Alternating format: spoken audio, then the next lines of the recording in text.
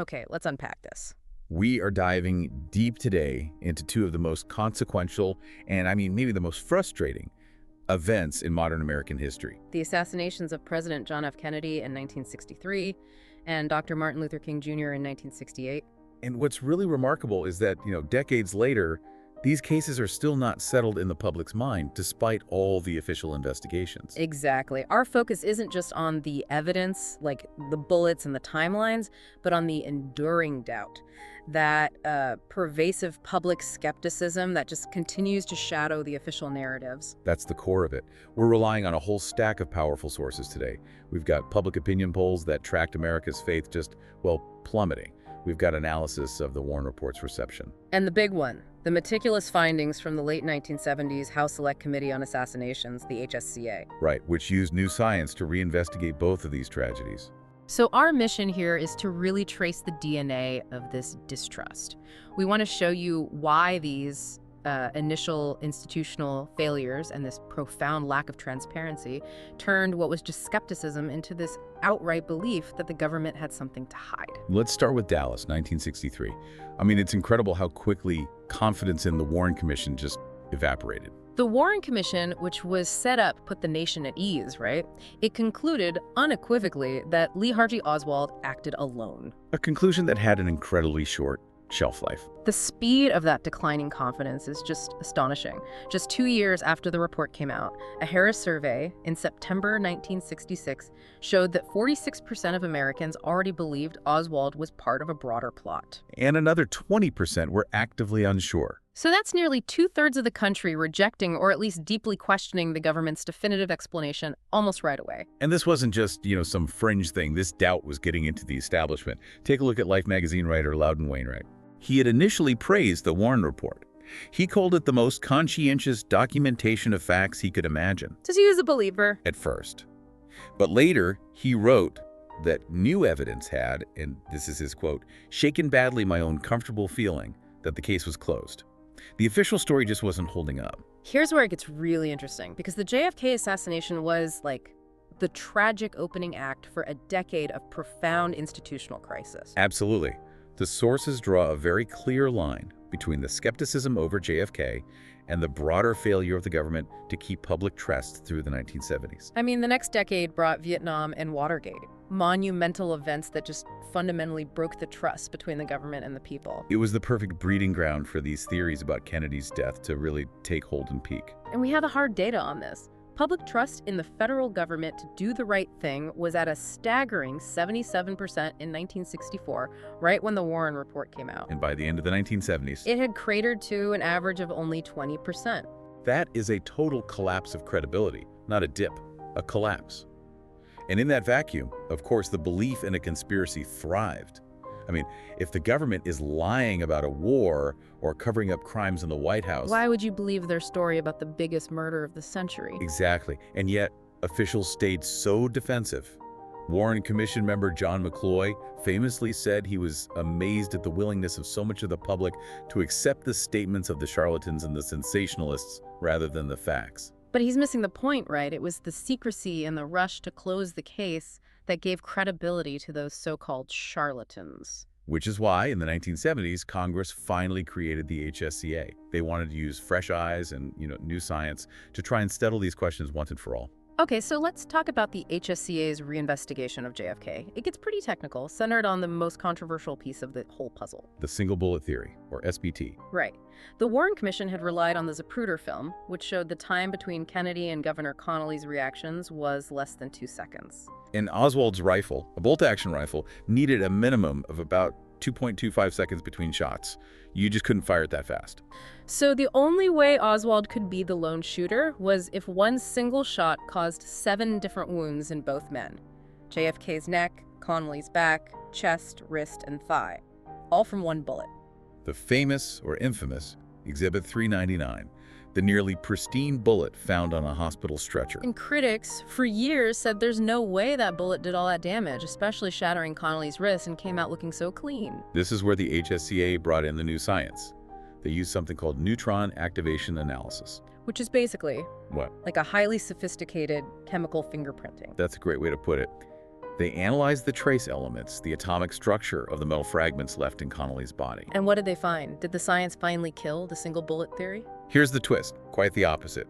The analysis confirmed that the pristine bullet, Exhibit 399, was highly likely to have caused Connolly's wrist injuries. So scientifically, the HSCA actually backed up a core, heavily criticized part of the lone gunman theory. Wait, that's stunning. So they used modern science to prove the single bullet could have happened, if they confirmed that.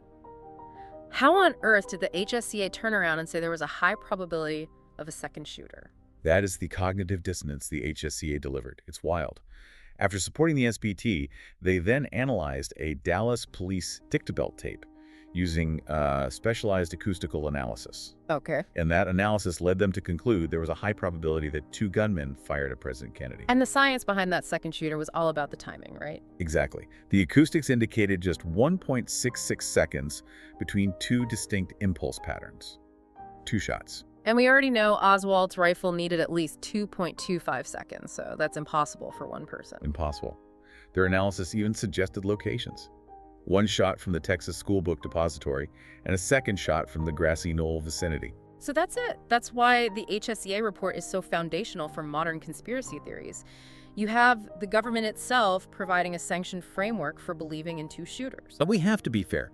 Even within the committee, there was a lot of dissent about relying only on that acoustics evidence. What were the problems? Well, big ones. There were legitimate concerns about the chain of custody of the tape itself and the fact that the sounds were only detectable by a computer, not by the, unaided ear. So that left their final conclusion that Kennedy was probably assassinated as a result of a conspiracy, a little shaky and vulnerable to attack. And beyond the physical evidence, the HSCA found so much institutional malpractice. Let's talk about Oswald and the CIA. Yeah, they really came down on the agency, didn't they? They did. The CIA was criticized for delaying the opening of his 201 file, that's the standard file for foreign intelligence targets, even after getting a cable in 1959 saying he defected and offered information to the Soviets. And maybe even more damning, the CIA never fully disclosed its extensive anti-Castro plots to the Warren Commission. Some of those plots even involved the mob. Why would they hide that? Well, the implication is they were protecting their reputation. If Oswald was motivated by Cuba and the CIA was running these aggressive plots against Castro, the agency would have looked, at best, deeply incompetent. Or worse, the secrecy looks exactly like a cover-up. And speaking of organized crime, the HSCA also just flat out contradicted the Warren Commission's dismissal of Jack Ruby's ties. Right. They said the Warren Commission was wrong, that Ruby had deep connections to mob figures who had a real motive to go after the Kennedy administration. Largely because of Attorney General Robert Kennedy's aggressive crackdown on them, and Ruby's supposedly spontaneous entry into the police headquarters to kill Oswald. Yeah. The HSCA found that highly suspicious. His access was probably planned. Okay, so if institutional secrecy fueled the doubt in Dallas, let's see how similar failures played out 5 years later in Memphis with Dr. King. In this case, there was immediate, overwhelming physical evidence pointing to James Earl Ray. Right. So the HSCA confirmed the basics. Ray bought the rifle. He fired the single fatal shot from the rooming house bathroom window. They also just completely discredited Ray's wild story about being part of a gun-running scheme with a mystery man named Raoul. They called his alibi unworthy of belief. So if James Earl Ray was confirmed as the guy who pulled the trigger, why did the HSCA still conclude a conspiracy was probable? It all comes down to the critical question of motive. The HSCA fundamentally redefined why Ray did it. How so? They concluded that his act didn't just come from virulent racism alone, though he was certainly a racist. Instead, his primary motivation was the expectation of monetary gain. Money. And that financial angle, the report said, carried conspiratorial implications. Ray was basically fulfilling a contract. And the HSCA was actually able to connect this to a specific plot out of St. Louis. Yeah, the investigation found evidence pointing to a St. Louis-based conspiracy.